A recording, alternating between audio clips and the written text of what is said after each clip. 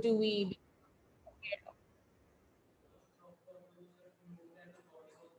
Yes, so we come to know about this process of mummification, and we know that how the pharaohs they were preserved, and why were this elaborate rituals and arrangements? Why all gold and jewels and so many things buried along with the pharaohs?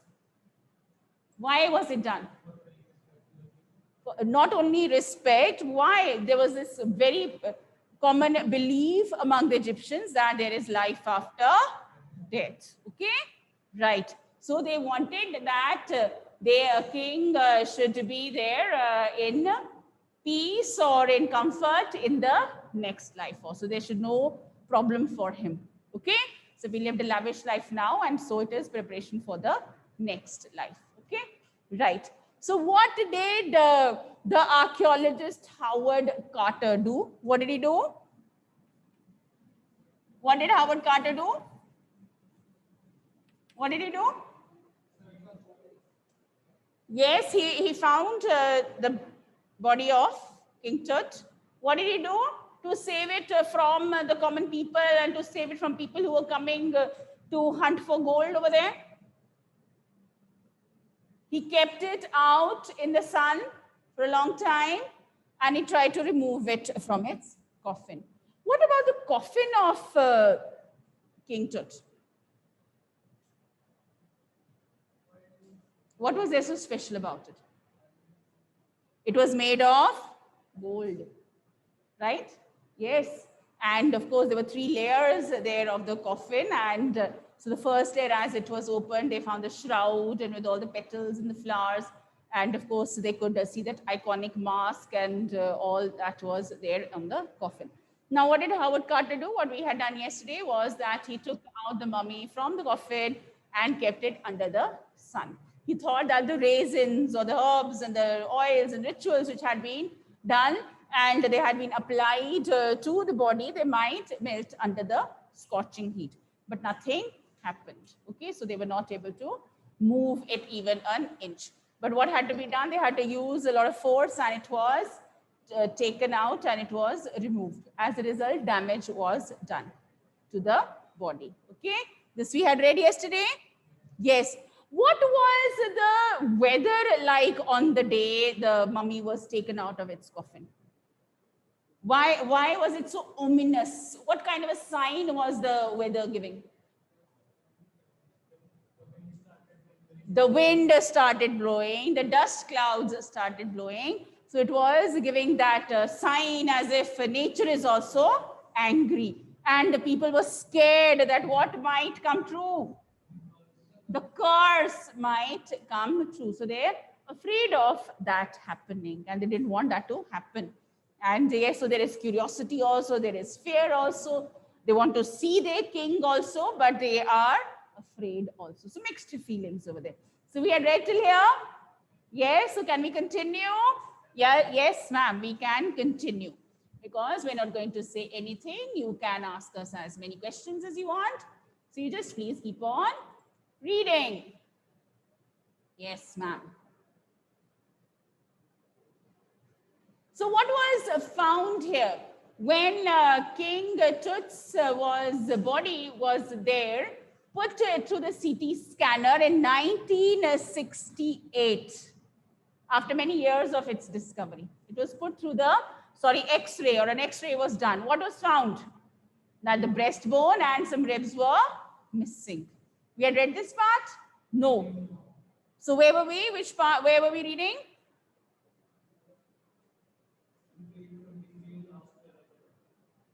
Okay, we're still quite behind over there. Okay. So we had done about this when the burial took place, March or April. Yes, so let's start here, page 23. All of you open your books. The sun can beat down like a hammer this far south in Egypt. Found a line? And Carter tried to use it to loosen the raisins. What are raisins? From the tree. So these, you can see the sticky gum-like thing that comes out. So what has been used to make it stick to the coffin? And imagine something that, a ritual that had happened more than 3,000 years ago. How difficult it is going to be to take it out. It will be difficult, no? Yes. For several hours, he set the mummy outside in blazing sunshine that heated it to 149 degrees Fahrenheit. Nothing budged. He reported with scientific detachment that the consolidated material had to be chiseled away from beneath the limbs and trunk before it was possible to raise the king's remains. Now, the problem which Howard Carter had was because the raisins were stuck because of so many years. So difficult to take it out. He thought the sun would melt it, but no, the sun could not melt something so old, right? And something that had hardened so much, right? Not even old, forget it. It had become so hardened, it had become so strong. So what did he use? A chisel. Force ke saath, he's trying to remove it, okay? In his defense, Carter really had little choice. And how does Carter defend his action? He said, I don't know what to do then if I had not done this. If he had not cut the mummy free, thieves most certainly would have circumvented the guards and ripped it apart to remove the gold. Otherwise, yes, the guards who were there outside the tombs, people might have, escaped those guards also. And they would have reached the tomb and they would have tried to remove the gold. Imagine seeing so much of gold, anybody would feel so tempted, right? So as a result, what would they do? They damage the body. He didn't want that to happen. According to him, he was saving the mummy from damage, okay? In Tut's time, the royals were fabulously wealthy and they thought or hoped they could take the riches with them. So that is why all this lavish thing was done. Because the pharaohs thought that we have so much of money and wealth and luxury, we want it in the afterlife also. So all that was buried along with them. And so many mummies there, so many rich. Imagine how wealthy that country must be. Can you think how rich it must have been? Isn't it? So we're talking about Egypt here, and yes, how rich it must have been. In Tut's time, the royals were fabulously wealthy, and they thought or hoped they could take the riches with them. For his journey to the great beyond. What is the great beyond? Afterlife. Okay? King Tut was lavished with glittering goods, precious collars around his neck, all those jewels, inlaid necklaces and bracelets, rings, amulets, a ceremonial apron, sandals, sheaths for his fingers and toes, and the now iconic inner coffin and mask. Everything gold, even the coffin there, mask on the face. When we watch about King Tut, we see his iconic mask. Everything of gold. Just imagine. All of pure gold. To separate Tut from his adornments. Adornments means decorations. Right? To separate him from his decorations, what was done? Carter's men removed the mummy's head and severed nearly every major joint. They removed the mummy's head. Severed means cut, broken. The joints.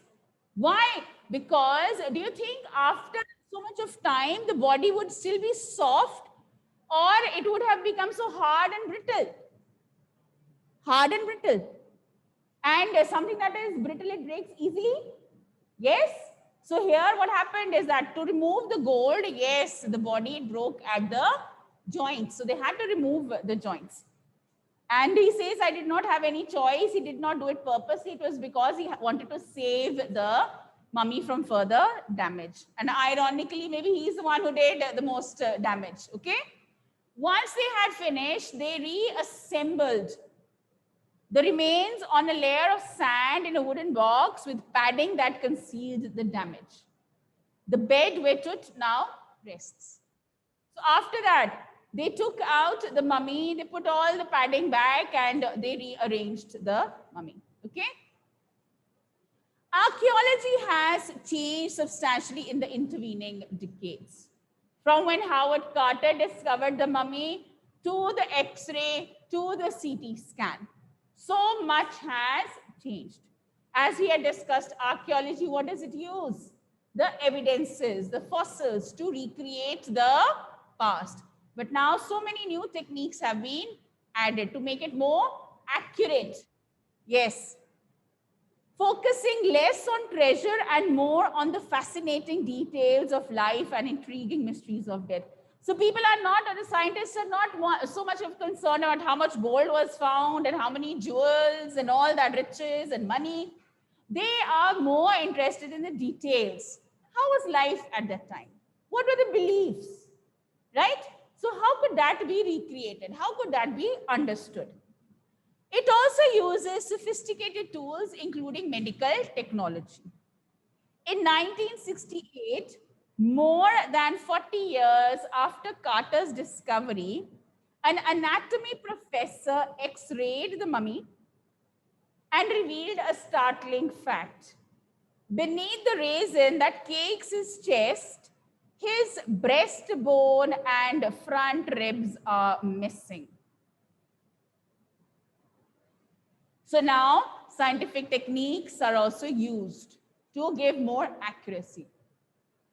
So they wanted to find out what could be the cause of the death. What did they find? Ribs are missing and the breastbone, the part of that girdle, you know, like, of course, you've read about the rib cage. Yes. So there's a bone in the middle, that strong bone where all the ribs are connected. Isn't it? Do you remember that from your sciences? Very nice. Very nice. And yes. So what was found? All this was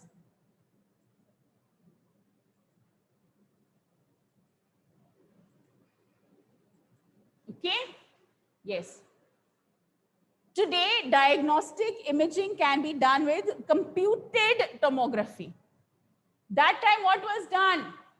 An X-ray was done. Okay. When we talk about X-ray, X-ray is two-dimensional. Nowadays, we talk about computed tomography. That is CT scan, and it is three-dimensional. Which would be more accurate? Two-dimensional, three-dimensional would be more accurate. Okay. So by which hundreds, so what is the CT scan? What is CT? What is the full form? Please remember all these things. It's going to be multiple choice. I can ask you, what is CT? Computed tomography. Okay, yes, or CT scan. And how is it different from an X-ray? It is three-dimensional and hundreds of X-rays are there, small ones, and each part of the body is there. A picture is recreated right in front of you on the camera screen. Okay, so you can see the body, you can see what part is missing, you can see the damage done, you can see maybe the part of the mouth or the skull, whatever is missing, isn't it? It's visible. What more would a CT scan reveal of truth than the X-ray? So there are chances that the CT scan would reveal more than the X-ray. And could it answer two of the biggest questions still lingering about him? How did he die and how old was he at the time of death? How did he die? It's a very difficult question. Because when they find out the missing parts, how did this happen? Was it an accident? Was it a conspiracy? Was it a natural death? What? How old was he? How could he find out the age of a person? Can we? Can forensic sciences help us to find the age of the person? How did they find it out? Yes? Thereby, by the age of the bones, yes, of course, by the growth of the bones also, that the age can be identified. And nowadays, I think so we can find the age of any kind of material. We have the carbon-14 dating methods, isn't it? Right, which are very, very accurate also, right? And this is so many years ago. So it maybe, yeah, like all of those things have solidified, and maybe it would not be able to be there, you know, the proper traditional way. Now, King Tut's demise was a big event. What is demise? Death. Even by royal standards. So what was the event that took place after his death? How he was buried and all the lavish arrangements that were done. Okay? Yes. So all that there.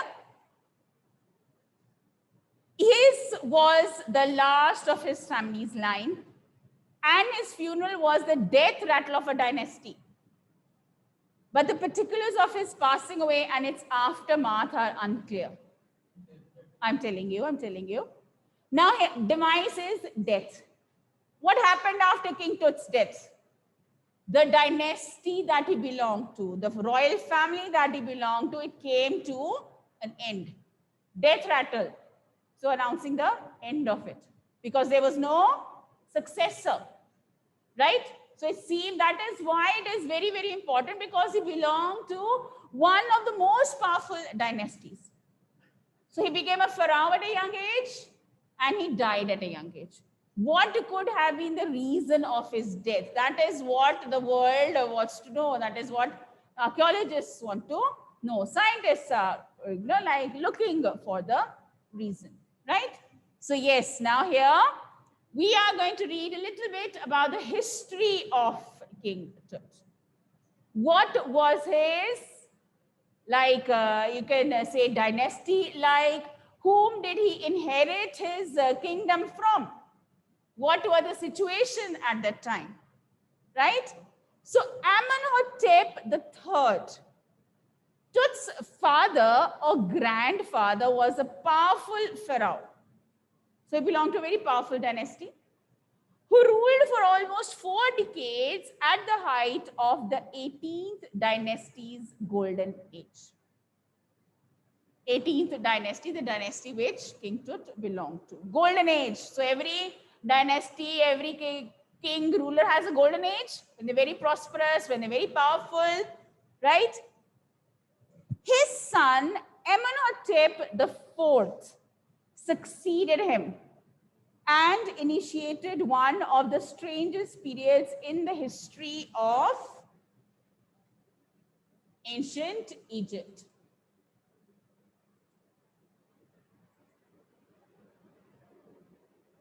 Right, wait. So what happened, right? Amenhotep, after his death, who became the ruler? Amenhotep IV. But he brought about a lot of strange, mysterious changes. Okay? The new pharaoh promoted the worship of the Aten, the sun disk. Changed his name to Akhenaten, or servant of the Aten. As I told you, the pharaohs were very powerful people.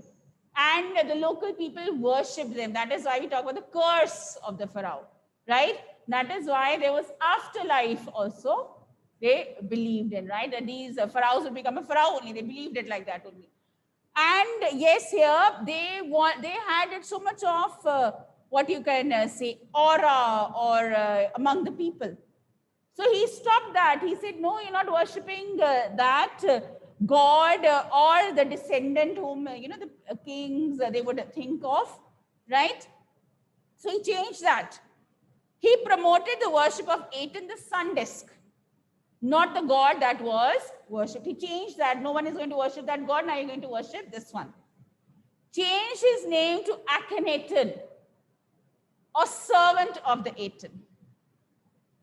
So the kings there, the pharaohs, they were not considered, they were considered as descendants of God. They considered themselves as powerful as that. So changing that was something very, very big. Moved the religious capital from the old city of Thebes to the new city of Ekhetetan. He changed the capital also. Now known as Amarna.